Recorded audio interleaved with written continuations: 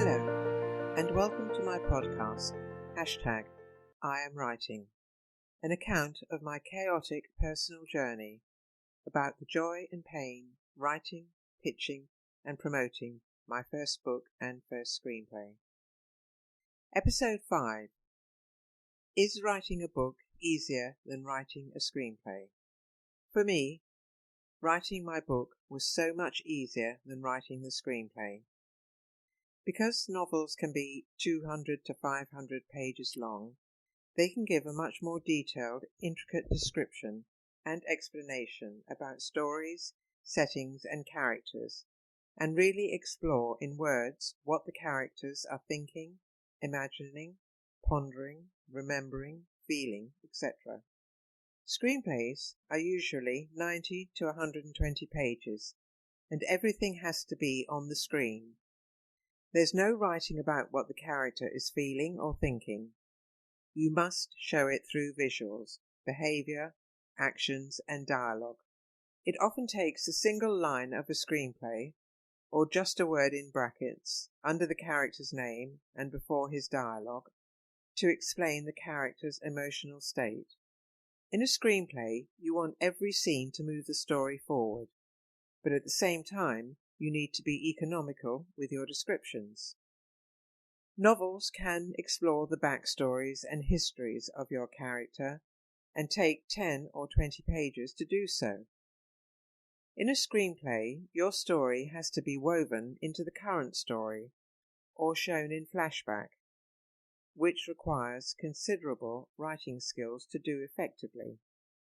Novels can jump time periods easily and don't always have to be linear or structured. With screenplays, there should usually be a clear 3-act structure. The first page of a book is important, but a lot is riding on the first page of a screenplay because it's the first 10 pages or so that have to grab the reader, otherwise they'll stop reading. I thought from a content point of view, writing a screenplay based on my book posed no problem because I already had the story. Wrong. Because this was a true story, it was important to me not to lose sight of the heart of the story. The book covers a 60-year time span, so I couldn't show that in a screenplay, although I have to say initially I did give it a red-hot go in my early drafts. With the aid of my mentors, whom I talk about later on, I chose the most important, interesting, and conflict-filled part of my mother's life, and that's what I eventually focused on to create a character-driven screenplay that was rich in content. However, I was unprepared for the huge learning curve I would undergo writing a screenplay, which has a lot of technical and structural rules that you cannot mess with if you want to sell it. You need to be able to format to the industry's standards. Among the many things I had to remember was only include dialogue and describing actions that are important to the advancement of the story to make the film as enjoyable as the book. Given the limitations attached to writing a screenplay, this was not easy. The most obvious difference between a book and a screenplay is that there are a lot less words in a screenplay. My screenplay had around 200,000 words, compared to 50,000 in my book, so it generally takes a lot longer to write a novel, but not in my case. My book took 6 months to write, and the screenplay took me over 3 years to write. I lost count of the number of redrafts I had to rewrite, rework, or restructure to get to the final one. Why? Because I didn't read up on how to write a screenplay before I started. I learnt the hard way. But you know what they say, you learn from your mistakes, and I have. I do take great comfort from the fact, though, that a perfect screenplay is a rare commodity, something scarcely seen in the movie world. One producer told me he sees a perfectly crafted screenplay that meets all the requisite criteria to transition to the screen about once every 5 years, and then every man and his dog is vying for it. Question: Can a good story make up for inexperience and lack of training in writing a screenplay? A good agent or producer is always on the lookout for a great story, but it must be well written enough for them to see the potential in it. I knew I had a good story that had international appeal. How did I know that? Because my book, Olga, A Daughter's Tale, got fantastic reviews. Over 300, primarily on Goodreads, and 100 on Amazon. Never having written a screenplay before, the first thing I did was to go online and look for a program that could help me format my screenplay. 3 showed up. Final Draft, which apparently is the holy grail for professional screenwriters. Scrivener, which I opted for because it was considerably cheaper to buy than Final Draft, and the reviews for it were fantastic. And Celtex, which I didn't research because I'd already decided to go with Scrivener. Scrivener, by Literature and Latte, is a word processor for Windows and Mac, designed expressly for writers of fiction and non-fiction, screenwriters, journalists, academics, and more. One of the issues many writers of long text face is assembling all their research and information in a way that makes it easy to access what they need when they need it. Scrivener helps with this, offering writers the tools to organize concept, notes, research, photos, videos, documents, and more. Scrivener has many great features to assist in writing a screenplay, and I found it very user-friendly. One feature I found particularly useful was the corkboard, which has an index card system. You can create a file for each scene or chapter and use the index card function to look at the overall arc of your plot. You can shift the cards around, change the order, add new ones, color code them according to key characters, so you can get to see at a glance who appears where. The index cards enabled me to storyboard my screenplay. Another useful tool was that when I completed my screenplay, I could export my draft into whatever format I wanted. The 2 tools I've mentioned are just the tip of the iceberg with Scrivener. There are loads of different ways it can help your writing experience. Too late, I discovered I could have written my book in Scrivener, but no matter, it was a godsend when it came to formatting my screenplay to meet industry standards. A screenplay structure consists of a slug line, and this occurs at the start of every scene and contains information regarding whether the scene is inside or outside, the specific location, and the time of day.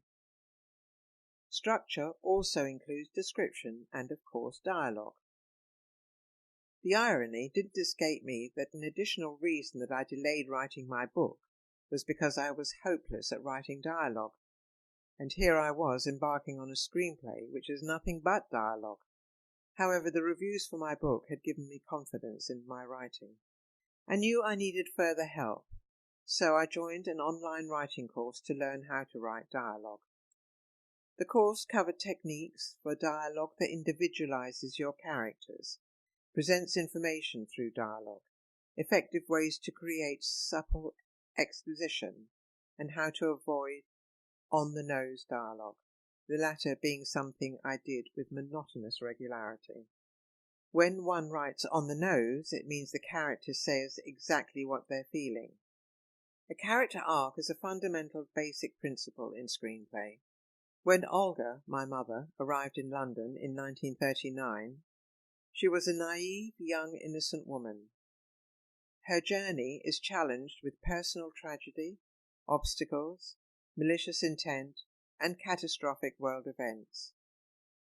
However, her character grows as she finds multiple ways to sustain both her daughter and herself when neither single mothers or coloured women had a proper place in society, all the while showing stoicism and a survival instinct that made one weep. The next thing I did was to download scripts from the movie database, IMDb. While Scrivener and the movie database were useful, they are no substitute for learning screenwriting techniques from an expert, say Sid Field, John Truber, or Linda Seeger. I sent an early draft of Olga, all 160 pages, to Save the Cat for analysis, completely ignoring the 90 to 120 page rule. Save the Cat's byline is the last book on screenwriting you will ever need. It's a system of screenplay writing based on the 3-act concept. The title, Save the Cat, refers to the idea that despite showing the hero of a film is flawed early on, you also need to show that they are redeemable. There is a spark of goodness or greatness in them, no matter how bad, weak, or messed up they are at the beginning. A consultant from Save the Cat was allocated the task of reviewing my screenplay. We had a couple of 1-hour Skype sessions to discuss it, at the end of which I realised that whilst, thanks to Scrivener, it might have been formatted okay, structurally it was well below par. Rambling, I think, was one of the words the consultant used. But he was very kind in his critique. It's a difficult balancing act trying to be constructive with feedback so you don't destroy a writer's confidence, but at the same time outlining just what is wrong with the screenplay. Some of the critique was about structure, lack of theme, bad dialogue, lack of character development, and the scenes were episodic. Pretty much everything was wrong with it. However, through Save the Cat, I was introduced to one of their great tools, the beat sheet. A beat sheet helps break down a screenplay into manageable parts. It helps screenwriters hit critical plot points in a screenplay with great precision. In other words, it helps to structure the screenplay. A beat sheet shows where to place those particular plot moments that help keep your story moving. It is considered by many professional screenwriters to be the most practical guide to screenwriting, but others consider it to be the lazy writer's guide. As a newbie, completely inexperienced screenwriter, I found the beat sheet a great help and was the beginning of putting me on track to produce a screenplay that would eventually meet industry standards. Armed with all the critique from my consultant, I did another draft and some time later sent it to the Blacklist for a paid evaluation. Blacklist is an online movie community where screenwriters make their work available to readers, buyers, and producers. If your screenplay has a rating of 8 or higher, there's a good chance of it being read by a producer, manager, or agent. My evaluation was 4. I got feedback on its strengths, weaknesses, and prospects. Here are a couple of comments from each category that Blacklist fed back to me. Strengths. Olga's assault is a defining moment in her life, and it's very clear on the page how much it affects her, beyond the obvious repercussions of becoming pregnant and losing her job. She has a shift in personality. She becomes, understandably, sadder, quieter. The way in which Olga is ostracized is really interesting, devastating, and realistic too. One particular poignant moment, the way Mary reacts to the news of her rape. The script offers a unique wartime experience as it delves into the dark aftermath of a destructive rape. Weakness. The dialogue is generally unnatural and often contributes to a lack of drama. Ultimately, this is a story about a mother and daughter relationship. It would be beneficial if the danger of losing her daughter was more palpable throughout the script. Around page 80, there's a genuine scare for Olga, but other instances where she's in danger of losing her daughter are resolved rather easily and quickly on the page. That fear of losing her daughter can be the central conflict here and keep viewers engaged, but it needs developing. Also, the need to show the viewers what's happening in the story, rather than telling the reader. Prospects. Although the script is nowhere near the quality expected for production, the story does hold promise and could potentially garner wide commercial appeal. if told in a deeper and more dramatic way. All in all, there are some really nice elements here, including a poignant, sad story of a mother's triumph. Tune in to the next episode when I talk about how I went about finding producers to pitch my screenplay to, and the results I got. If you have any comments or feedback, you can contact me at mariecampbell43@gmail.com. Thank you for listening. Until next time, goodbye.